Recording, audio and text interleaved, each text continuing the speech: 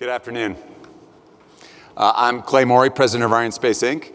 And Jean-Yves Le Gall, our CEO, does send his regards. He is sorry he couldn't be with us here in Colorado Springs today for the National Space Symposium. He was just confirmed as the new president of CNES, the French space agency. So you can imagine it's his first week on the job, and he had to be back at headquarters preparing for his new role.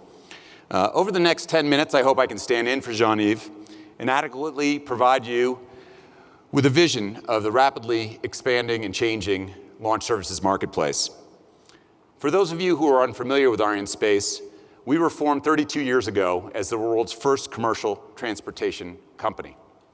Now, 3 decades and 217 launches later, our focus remains on the commercial market, and we're especially proud of our track record over the past 10 years of 100% mission success, operating 3 launch systems near the equator in South America. These are launched from secure NATO-allied facilities at the Guyana Space Center.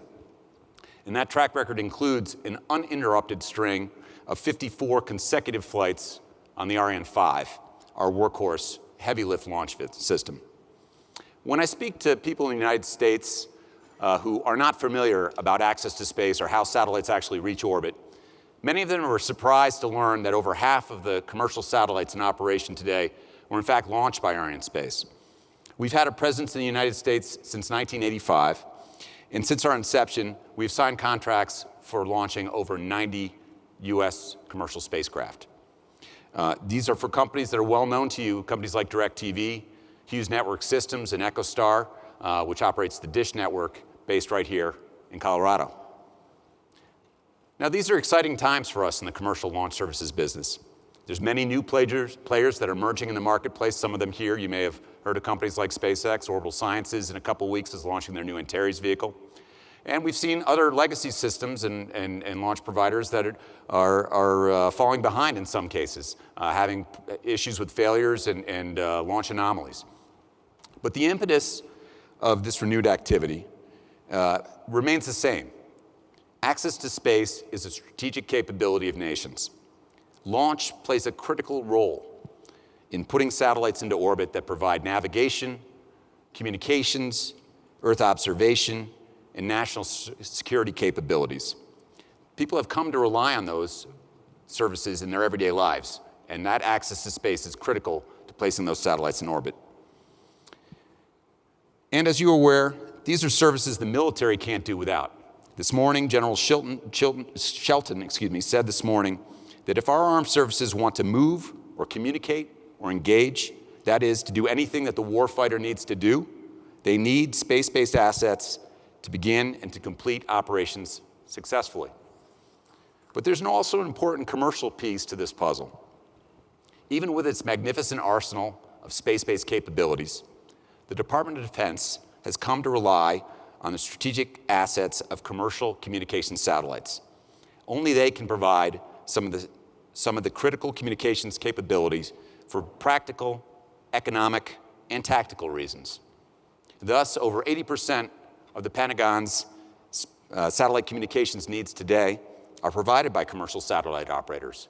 And these are companies that Arianespace counts as some of our most valued customers, companies like Intelsat, SES, Inmarsat, and Eutelsat. They are providing strategic assets for secure communications, and we're proud to be launching those companies.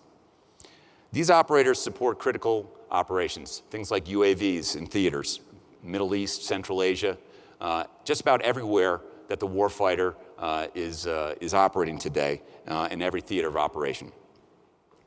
But our contributions to U.S. national security go beyond ComSat operators whose spacecraft we launch. On September 21st of 2011, right as the summer became fall on the autumnal equinox, Arianespace began a new season of its own when we successfully launched the commercially hosted infrared payload known as CHIRP for both SES and the U.S. Air Force. It was an important moment for us, for the Air Force, and for SES Government Solutions.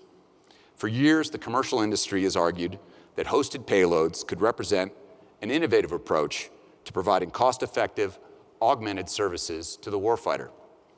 We posited that in an era of tight budgets, they would be increasingly important as part of a disaggregated and layered architecture in space.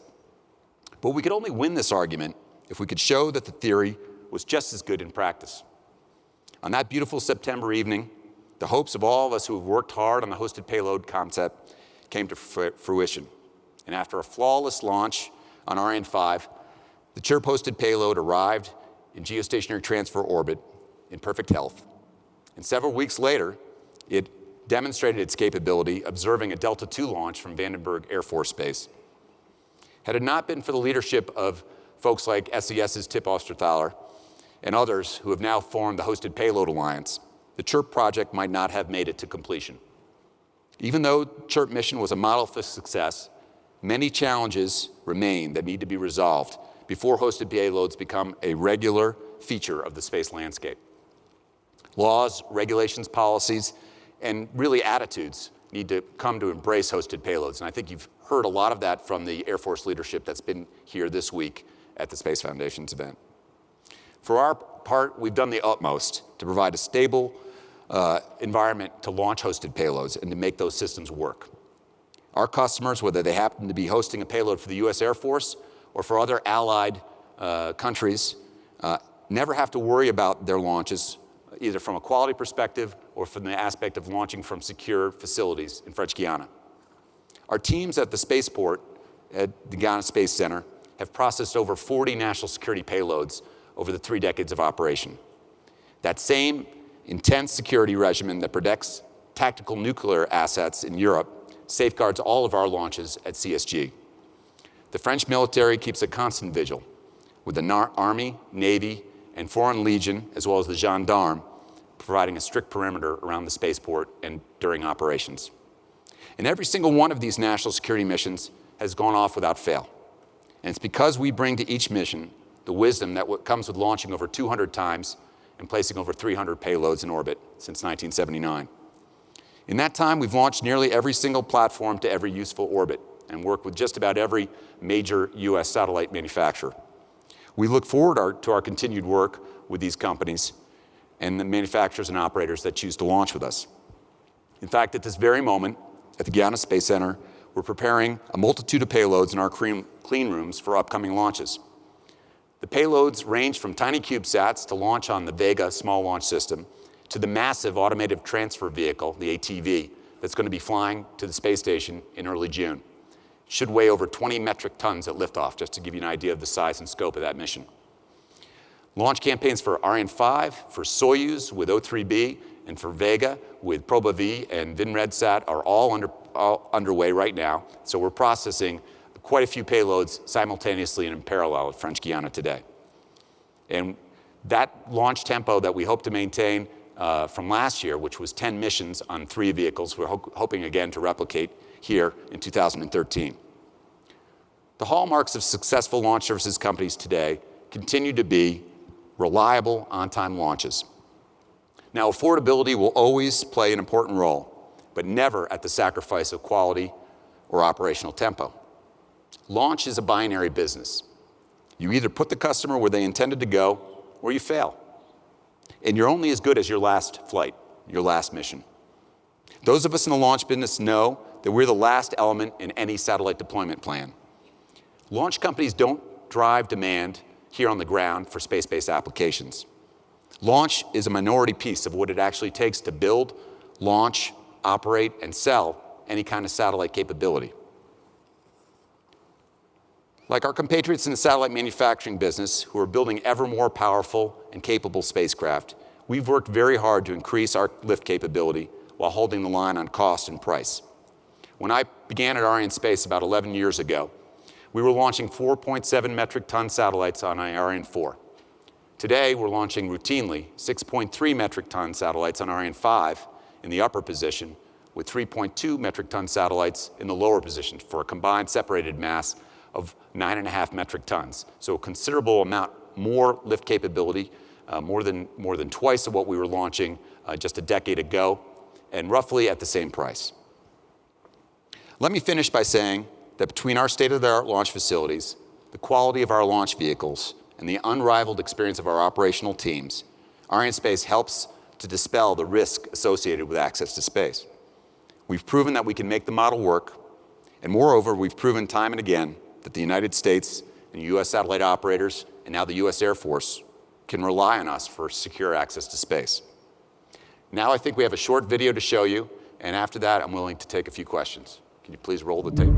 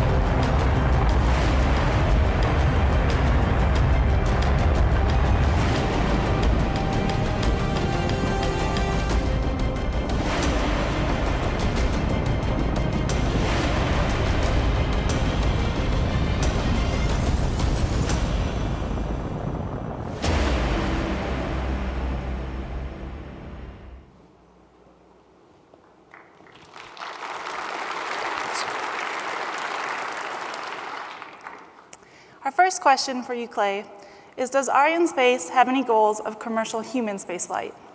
So no, in fact, we don't. We are launching commercial satellites, communication satellites primarily, also national security and cargo missions to the space station, but right now we're not doing human spaceflight.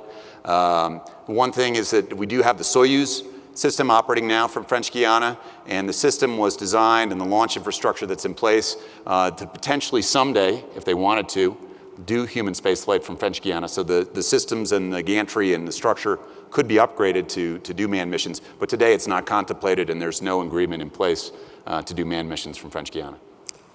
Next question. What is Arianespace's approach to ensuring a sustainable transition of skills from senior to young professionals? That's a good question. We're constantly trying to bring in new generations of young professionals.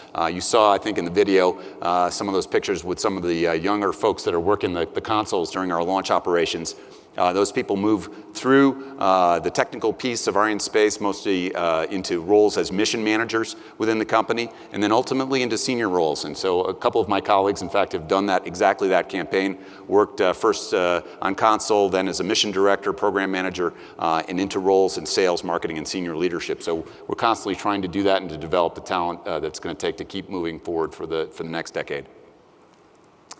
How does Arianespace interface with ESA and its constituent countries, and do you see the recent change in leadership at CNES as recognition of the growing importance of indigenous launch capability? So the system in Europe is a little bit more complicated than it is here in the United States. You have the European Space Agency as well as all the member space agencies that make up ESA and contribute to ESA. They have programs like geographic return in place, which sometimes makes it difficult to be as efficient as we'd like to be with respect to contracting for launch system development and new launch systems. But you know, by and large, they make it work, and it's a system that I think we've shown commercially and for government launches we can make successful. You know, the new leadership at CNES with Jean-Yves Le Gall, we're looking forward to Jean-Yves in that position. Clearly, he's a guy that knows a lot about launch, and CNES, the French Space Agency, has placed a high priority on launch and designing either improved launch systems or new launch systems to be put in place. So we look forward to working with CNES, and they're going to play a key role in defining the future for European access to space in the coming years. And that's all the time we have for questions. Thank you. So thank you very much.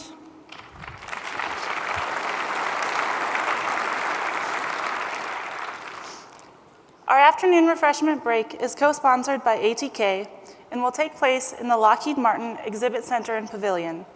We will reconvene here for our final panel of the day, Delivering Improved Space Capabilities and Effects for the Warfighter, featuring distinguished senior leaders at 4 p.m. Enjoy your break.